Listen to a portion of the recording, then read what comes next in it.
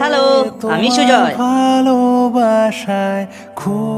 আবার চলে এসেছি আপনাদের জ্ঞান দিতে। আর আজকের বিষয় হলো বাঙালি বিয়ের রীতিনীতি। তাই এই ভিডিওটা শুধুমাত্র 18+ ছেলে অথবা মেয়েরাই দেখবে। আমার বিয়ে হয়েছে 3 বছর হলো। বিয়ের দিন আমার সাথে যে রিচুয়ালসগুলো হচ্ছিল ওগুলো আমার খুব ভালো লাগছিল। পুরুত মশাই সংস্কৃতে মন্ত্র পড়ছিলেন। আমি তো ভাবলাম সারা জীবনের জন্য মঙ্গল কামনা করে দিলেন, আমি এবার থেকে খুব খুশিতে থাকবো। কিন্তু না, বিয়ের 3 বছর পর বুঝতে পারি ওই রিচুয়ালসগুলোর আসল মানে কি ছিল।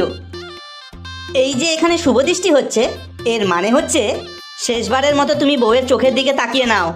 এরপর সারা জীবন ধরে তোমাকে চোখ নামিয়েই চলতে হবে। এরপর মালা বদল হয়, এটারও একটা মানে আছে। মালা বদলের মানে হচ্ছে বউ শেষবারের মতো তোমাকে সম্মান জানাচ্ছে। তারপর থেকে সারা জীবন আর সম্মান জুটবে না বউয়ের কাছে। আর এই যে কাল রাত্রি বিয়ে করে যখন বউ নিয়ে এলাম, তখন মনে খুব দুঃখ, বউ আমার থেকে আলাদা রয়েছে। তখন তো বুঝিনি যে ওটাই আমার শেষ সুখের রাত ছিল।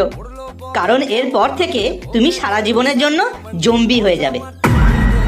আর সিঁদুর দানের সময় বউয়ের মুখের দিকে তাকাতে দেয় না কেন জানো? না দেখেই বউকে সিঁদুর পরাতে হয়। কারণ নিজের চোখে তুমি তোমার ভুলটা দেখতে পাবে না। মনকে একটা সান্ত্বনা যে তুমি না দেখে ভুল করেছো। আমি জানি এই ভিডিওটা বেশি বেশি করে শেয়ার করলে ঠিক এক সময় আমার বউয়ের কাছেও এই ভিডিওটা পৌঁছাবে। কি ভাবছেন আমার বউ এই ভিডিওটা দেখে আমাকে মারবে, বকবে আর তাতে আমি ভয় পেয়ে যাব? একদমই না, সোজা ওর কাছে যাব আর সরি বলে দেব। আজকের জ্ঞান এইটুকুই, দেখা হচ্ছে পরের ভিডিওতে। টাটা।